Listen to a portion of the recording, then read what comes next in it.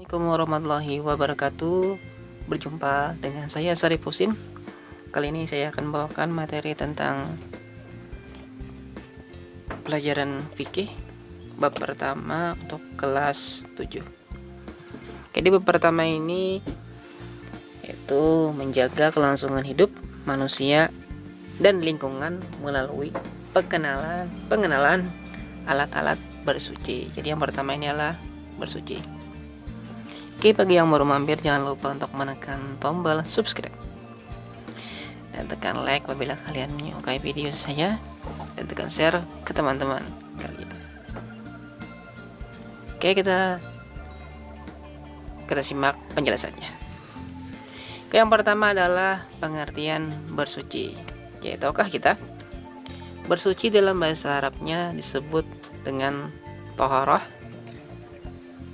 Jadi menurut arti bahasanya bermakna bersih dan suci. Jadi arti taharah itu bersih dan suci. Bersih dan suci ini adalah dari segala jenis kotoran, baik berupa kotoran yang tampak atau yang dapat dilihat oleh mata kita seperti kencing dan lainnya, juga maupun yang tidak tampak mata, sebagaimana maksiat dengan berbagai bentuknya. Oke. Sedangkan arti dalam istilah fikih, taharah memiliki arti bersih dan suci dari najis dan hadas. Jadi taharah itu adalah memiliki arti bersih dan suci dari hadas atau dari najis dan hadas. Oke, nanti najis dan hadas terbagi lagi. Oke, selanjutnya itu perbedaan bersuci dan membersihkan diri. Oke, sini istilah pertama adalah bersuci dan istilah yang kedua yaitu membersihkan diri. Sini ada tabelnya. Oke, kita next dulu. Sini ada dua tabel. Yang pertama adalah unsur-unsurnya, tabel kedua itu bersuci, tabel ketiga itu membersihkan diri. Di tabel pertama ini ada itu menyertakan niat. Di menyertakan niat ini hanya ada di dalam kategori kolom bersuci. Selanjutnya itu bertujuan untuk membersihkan. Itu ada dua ya kan. Yang pertama di tabel bersuci dan juga ada di tabel membersihkan diri. Selanjutnya adalah tata cara diatur oleh syariat Islam melalui ketentuan fikih. Itu di dalam juga ada di kolom bersuci, tetapi tidak ada di dalam kolom membersihkan diri, karena tata cara diatur itu oleh syariat Islam hanya ada di bersuci. Selanjutnya mengikuti pola hidup sehat. Jadi mengikuti pola hidup sehat itu ada di dalam kolom bersuci, juga di kolom membersihkan diri. Misalnya saja mandi kan. Ini seperti ini. Kita sebagai manusia dan makhluk sosial setiap hari selalu membersihkan diri. Nah, ini termasuk jadi mengikuti pola hidup sehat ya kan.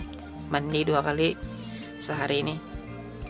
Nah, setidaknya manusia mandi 2 kali dalam sehari semalam, pagi dan sore hari. Nah, sering pula melakukan pembersihan dalam bentuk lainnya seperti membasuh muka saat terkena debu, kaki yang baru saja berjalan di tempat yang becek, dan selesai makan yaitu membasuh tangan. Oke, next. Nah, mari kita cari persamaan perbedaan antara bersuci dan membersihkan. Di sini. Pertama adalah semua perbuatan membersihkan di atas bukanlah bersuci dalam pengertian fikih. Nah, ini membersihkan diri mengacu pada kehendak pribadi ya. Betul. Kita sebagai pelaku seperti dengan cara membasuh muka berkali-kali karena dirasakan rasa panas akibat terkena terik matahari masih terasa dan banyaknya debu yang masih menempel. Nah, sedangkan bersuci nih kan yang tadi bersihkan diri, sekarang bersuci. Jadi bersuci dan tata caranya harus mengacu dan mengikuti ketentuan Allah Subhanahu wa taala melalui Rasulullah SAW dan menjelaskan lebih mendalam dan terperinci oleh ulama-ulama fikih. Oke, kita next. Nah, jadi tujuan membersihkan diri dan tujuan bersuci juga berbeda. Apa perbedaannya?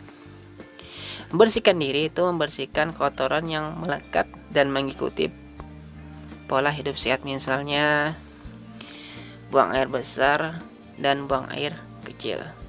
Itu kan membuang kotoran. Selanjutnya bersuci. Jadi bersuci bertujuan agar ibadah yang dilakukan diterima, seperti salat yang tidak diterima Allah Subhanahu wa taala. Misalnya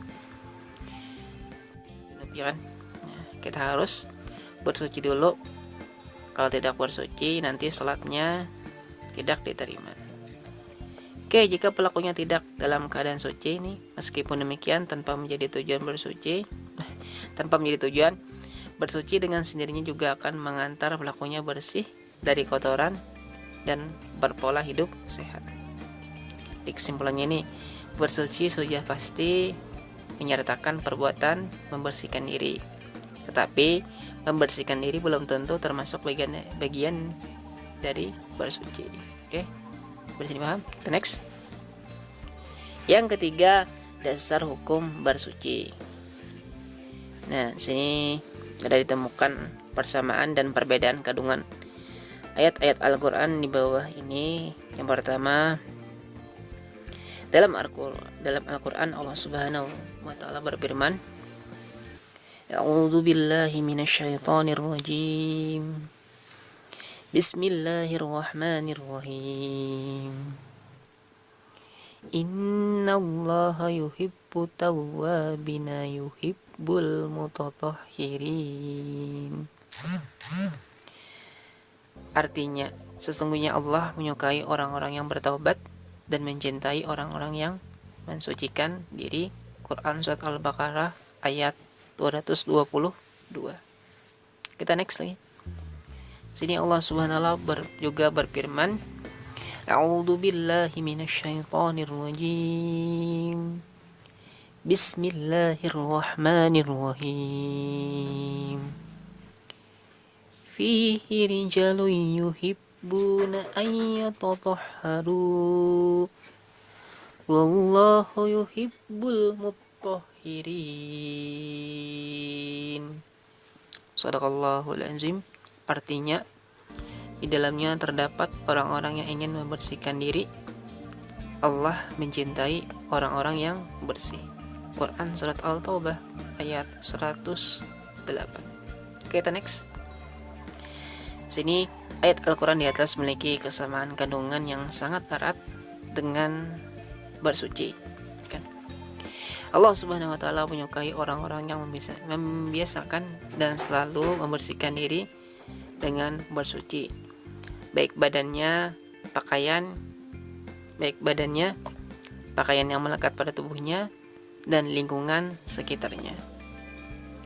Allah Subhanahu wa taala juga memerintahkan agar setiap muslim menjadi contoh bagi orang lain, baik kebersihan. Ya, benar-benar. Masya Allah. Baik kebersihan atau baik kebersihan yang bersifat zahir maupun batin. Oke, kita next. Slide yang terakhir. Nah, kita sudah menemukan kesamaan kandungan. Nah, ini kan berarti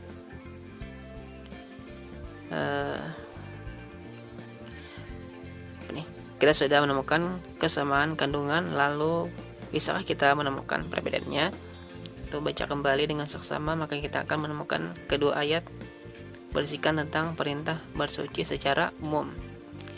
Namun ayat kedua juga menggambarkan fitrah atau karakter khas manusia yang sebetulnya memiliki naluri untuk selalu membersihkan diri melalui yang membedakan manusia dengan makhluk hidup lainnya, seperti binatang yang tidak pernah mandi hingga akhir hayatnya.